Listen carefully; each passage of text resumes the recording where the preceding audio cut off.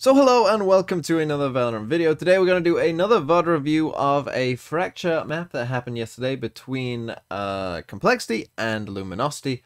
And I thought it was a pretty interesting game with some interesting things going on. And the first thing you'll notice that is interesting are the team comps. We have a Killjoy over here and a KO on Fracture. Something that you don't often see. It actually wasn't Neon in the end. I know that it looks like, oh, we're going to get Neon. It actually wasn't Neon.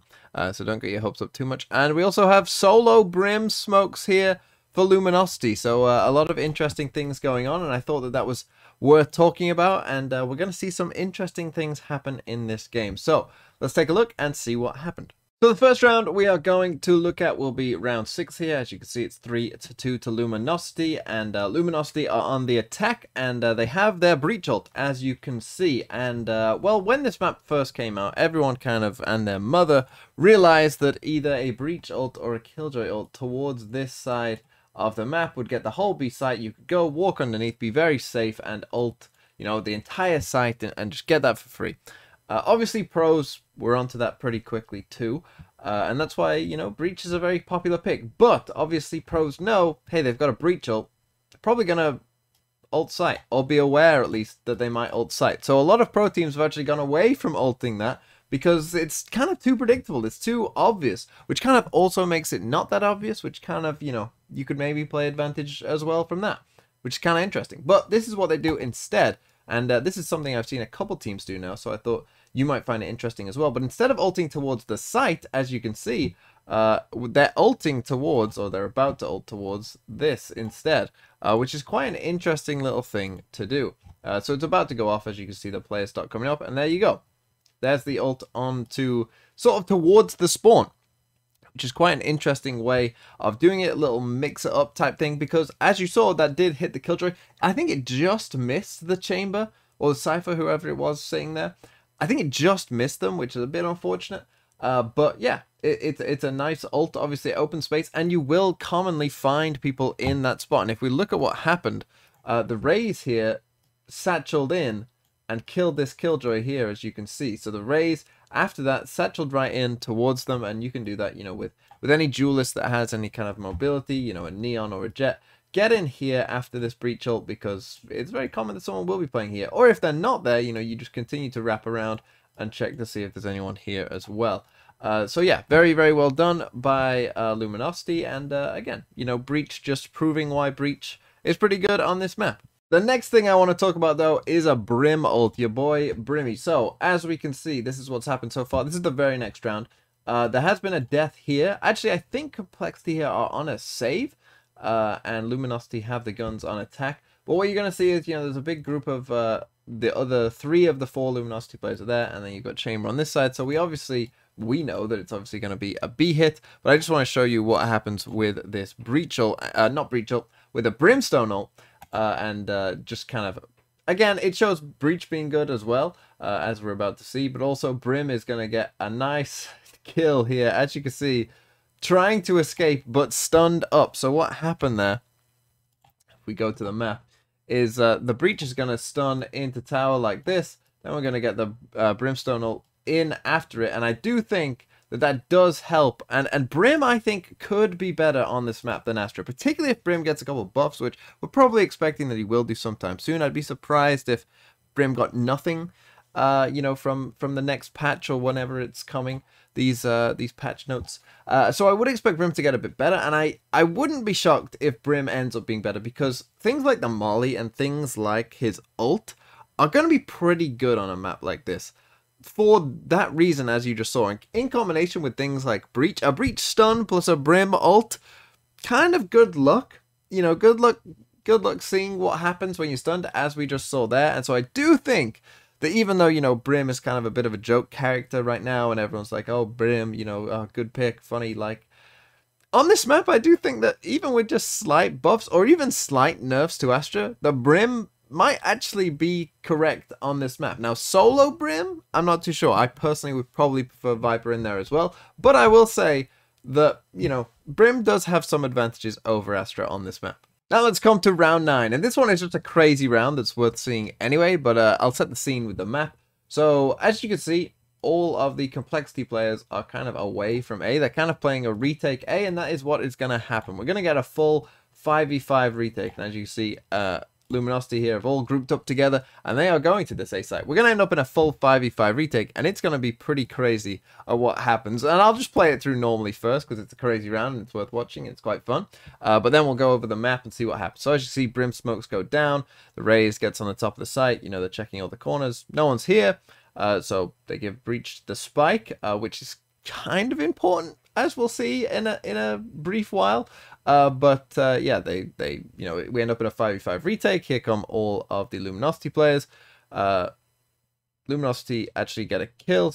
Complexity now trying to, you know, get in the site. Chamber gets out. They Raze ult, but then they KO ult, which stops the Raze ult, which is pretty insane. And then we get a Jet dashing onto site, getting close to the spike. KO dies, but we get a Killjoy ult as well. Then a bit of time is going to pass here. You know, the Jet's peeking. They're seeing where they are. Jet gets a kill, but then Raze kills the Jet. Then they try and revive the KO, and then he gets detained just before that happens. And then Killjoy, going on the flank, manages to get all of the other kills on the detained players, and the spike gets defused with 0.06 seconds to go. Crazy, crazy round. But what's really important in there, really important, is this Killjoy ultimate. Without the Killjoy ultimate going off, they probably don't win the round, let's be fair, because they got a few free kills from the Killjoy ultimate. So that probably won them the round, especially when it was so close on the defuse as well.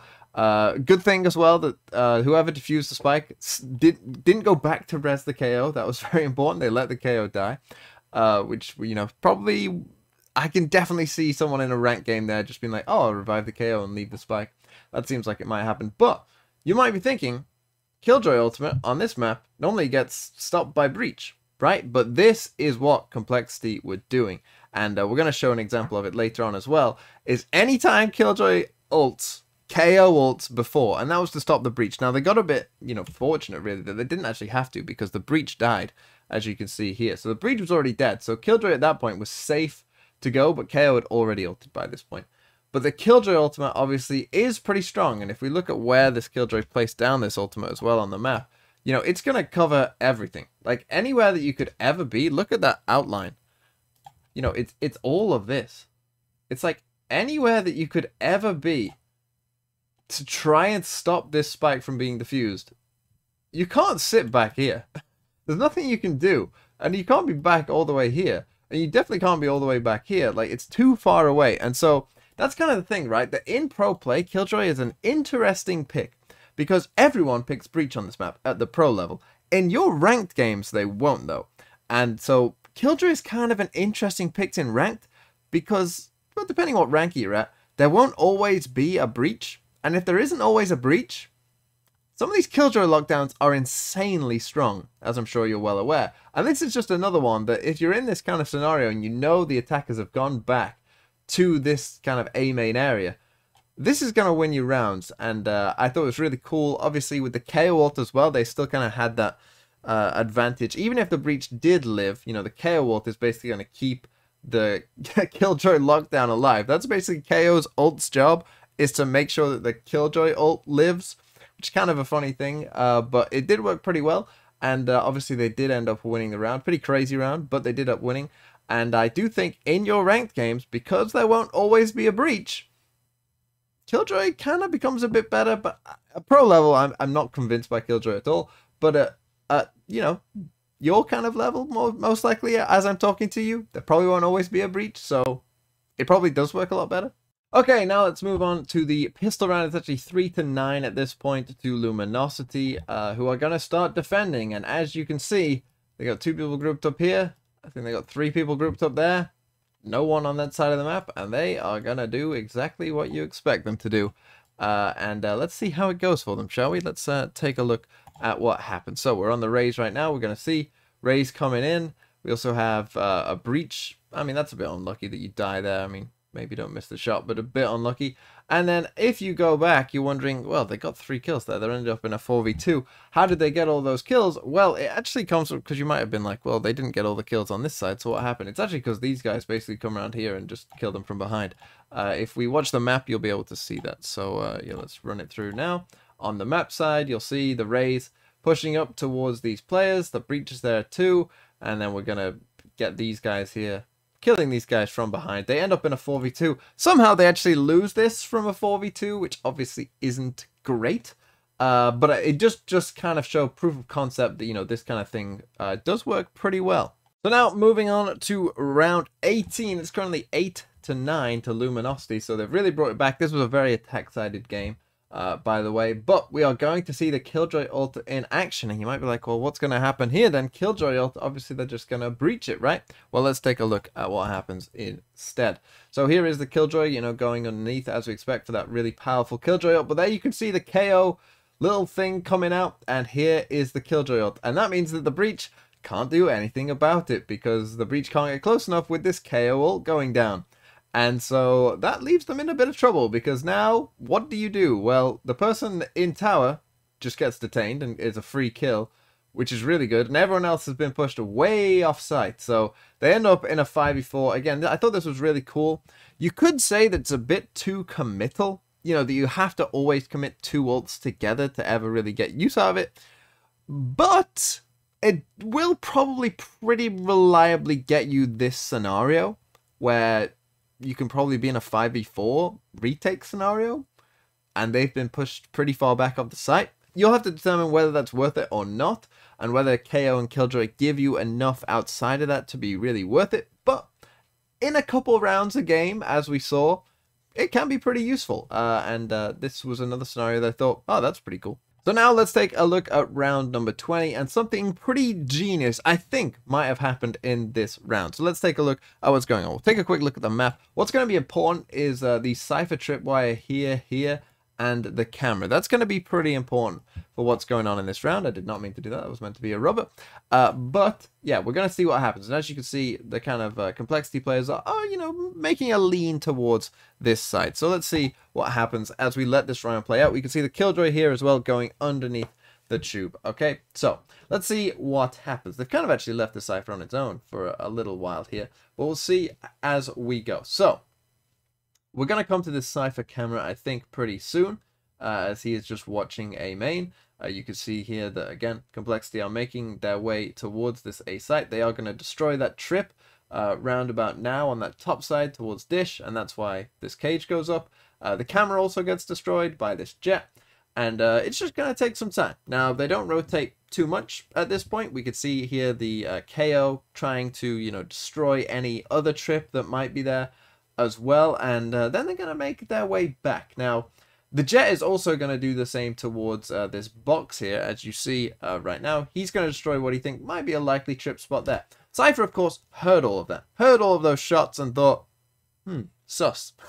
Sus, because what's going to happen is, and this is really going to show us on this example here, if we just go to the map, what's going to happen is this Raze is going to run here, and then walk back. Now, I am not, you know, obviously I don't know the comms of what was going on. This is either genius by the Raze, or it was just like fortunate timing with the communications and good understanding still by Luminosity of what was going on, or it's genius by the Raze. And I kind of hope it's genius by the Raze, because what happens is the Raze are going to run back here, and what I hope happened is the Raze was thinking, if they're playing it slow towards this, there's probably someone underneath me right now that's waiting to see if I run back the other way. And so that's what happens, and we can see it here. Look at the Raze. Runs, but then we'll stop, walk back, as you see that. And if we go back to the normal mode as well, you can see it here, and you can see the Killjoy see it as well. If we go back and watch from the Killjoy's perspective, here's the Raze, you know, run and run, jump, and then just as she goes off screen, she turns back and comes walking back. And what this ends up doing is obviously then Complexity think they're rotating towards A, they're going towards A. So they try to then make this hit towards this B site, but they didn't go anywhere.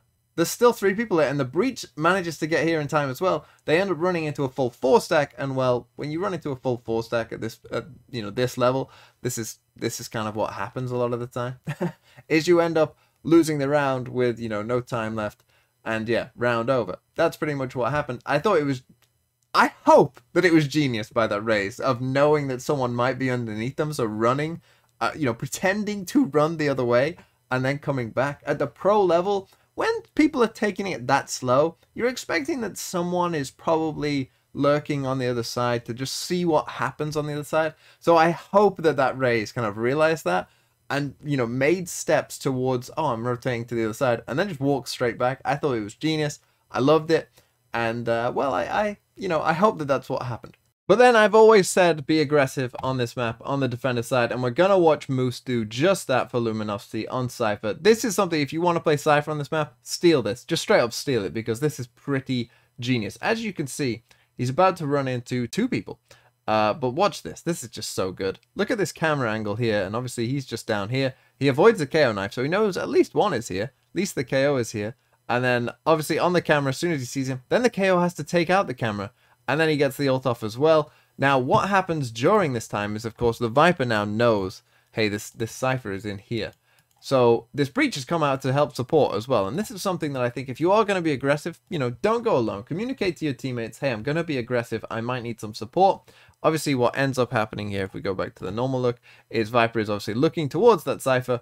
And the breach gets the kill. They end up in a 5v3. Perfect situation. They end up winning this round. And it was just, again, brilliantly well played. Steal that camera. That's a really cool little trick, because obviously everyone will look up at the camera and try and shoot the camera. And then you just kill them as you peek around the corner. Really, really cool. And oftentimes you won't get like full 5 stacks going towards Dish either. So, you know, normally you'll be able to get that kill. And then with the Cypher cages, hopefully get out as well. Give your team the advantage. And I thought that was really well played. So that was just a few things from the map Fracture that I thought were pretty interesting. I hope you enjoyed it. Hope you learned something. Hope you, took something out of it. But I thought it was a really cool game with some little cool moments in it. Obviously, I love that, a lot of different agents are getting played on this map. It makes it a lot more interesting than other maps. And so, yeah, I really enjoyed watching this game. And I hope you did as well. And have a really nice day.